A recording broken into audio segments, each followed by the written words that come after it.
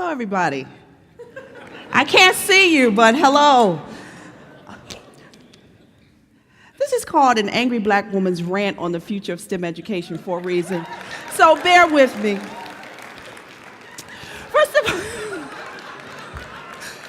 First of all, I just want to thank TEDx for feeling that I had some idea worth spreading. And when I was preparing for my talk, and those who know me know I get really passionate about what I say, someone asked me, have you ever been told you're an angry black woman? I said, I don't think so. Don't I look nice up there having my bun, and I don't look angry.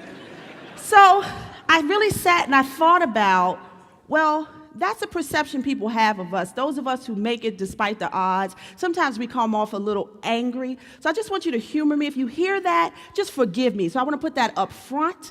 I'm not angry, I'm just passionate. And when you hear my story, you'll see why what I'm talking about really matters to me. Okay, I want to tell my story a little bit. They say, tell your story. So I'm going to tell my story. I grew up in Washington, D.C., a very urban area at the time. And throughout my school career, I was placed in what you would call low-track classes. Do y'all know what I'm talking about? Low-track classes. And when I got to the 7th grade, it was considered junior high at the time, and they ranked your class based on your grades or sections or whatever, and I was in 7-6. Now, there were only 7 sections, which meant my section was the one below the last. Now, this is critical because something happened in that class. Someone realized she shouldn't be here. She actually has some talent, so we want to move her on up to the east side, which was 8-1. Now, when I went to 8-1, I had access to a different kind of education than I did in 7-6. Particularly the STEM education I received, the math teacher that I had, we did very rigorous mathematics. Now, I was fascinated at the idea of expanding a Pascal triangle as a 13-year-old. And I actually figured it out and I understood it, and my teacher said to me, she said, Ellington, you're a genius. Now, I don't know if I really was a genius, but something about what she said and something about what I had access to changed the game for me. I started to see myself differently just by having an opportunity to engage in rigorous STEM education. Now let's fast forward my story. That's me. So I graduated 9th grade. I was the 3rd top student in my class. Fast forward, I went to a regular high school, Spingarn. Anybody from DC know what I'm talking about? I went to Spingarn Senior High School. There, my father advocated that I took a calculus class that didn't exist. So one of the teachers was gracious enough to use their planning period to teach me calculus. Fast forward, I was the valedictorian of my class, full scholarship to Morgan State University, got a master's in mathematics, and ultimately a PhD in math education. Now, I don't share that with you. Y'all supposed to clap, but I'm not sharing that with you. I'm not sharing that with you to brag on what I've accomplished. But I share that with you because what I study is intimately connected to my experience as an African-American woman that happened to be born on the wrong side of the tracks and wasn't predictably to be here, okay? Now, you say, well, Ronnie, why are you angry? Why are you angry? You're doing something, right? Well, what I found once I got to the promised land, once I finished my PhD and I was out there trying to make a difference, what I saw was very few people that looked like me who had the experiences that I had.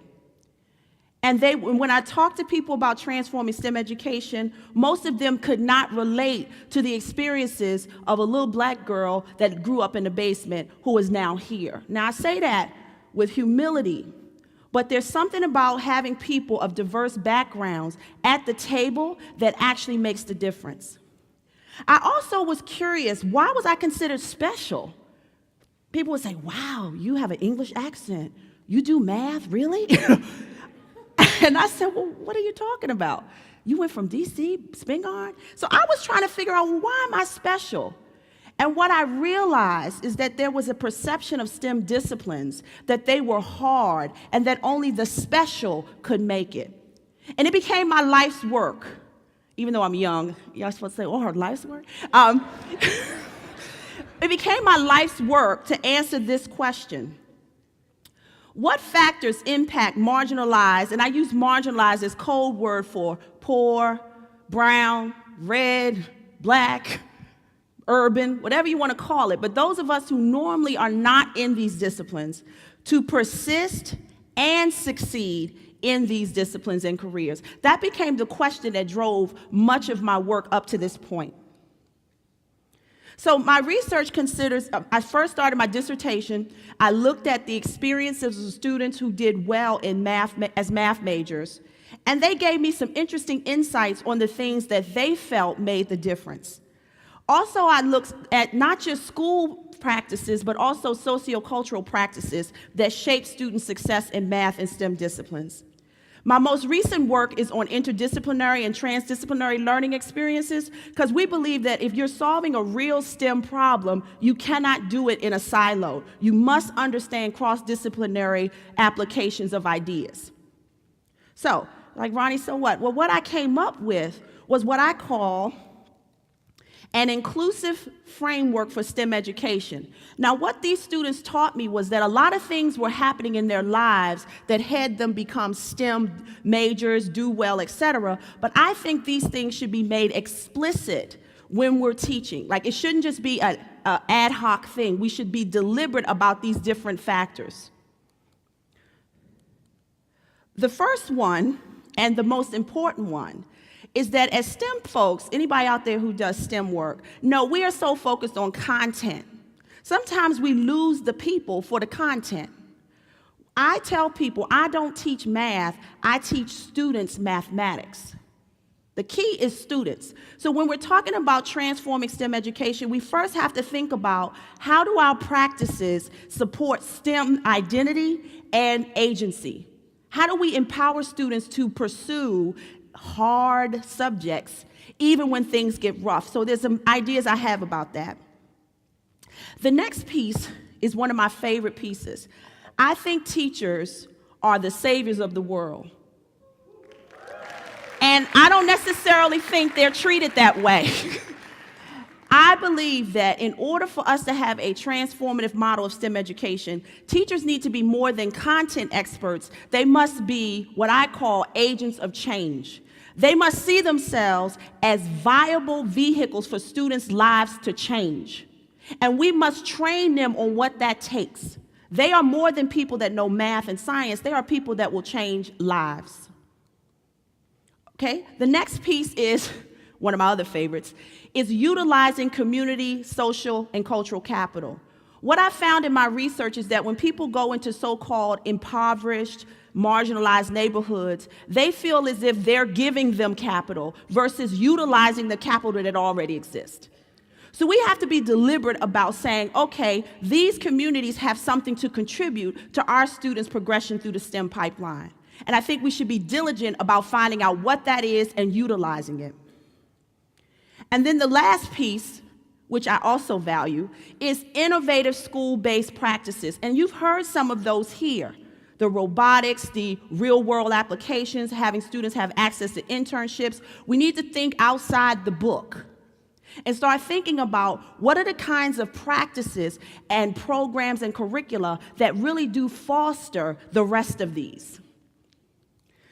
Because of time, I just talked about identity. I would argue if people don't see themselves as STEM learners, they won't do it, no matter how good the curriculum is. So we need to say, well, how are we going to create a curriculum that changes the way a kid sees themselves, as Ms. Mitchell did for me? The next piece is, I think we need to start thinking more about transformation and not change. Meaning we need to really step outside the box and think about what is some of the things that will move our students forward. And it has to be deliberate. Teachers love you, need to see themselves as people who make the difference. Not just teachers, administrators, etc. And we need to ongoingly provide them the support they need to be those agents. And again, there are role models in the community, some of them we've seen tonight, that really can be used to support our efforts in schools. We need to break down these barriers that school is here and community is here. We are one in trying to move students through the pipeline. So you ask, Roni, why STEM? Why not English? Psychology, those are great disciplines, but there's something about the STEM innovations that will actually open doors for students that I believe need to be open for all students, not just the ones who came from the right side of the tracks. And as I close, it's ironic, my mother passed away in 1997, the year I got my degree, my MA degree. She passed away, and today is her birthday. Clap for my mama. Today is her birthday, and I don't want to choke up because I got makeup and things, but I really want to just acknowledge her publicly because it was her, even though she didn't have an education, she provided a context for me to have one. So I just want to just honor her for a minute to say, you know what? You did good, Ma. So, thank you. Thanks for giving this one angry black woman an opportunity to say her piece.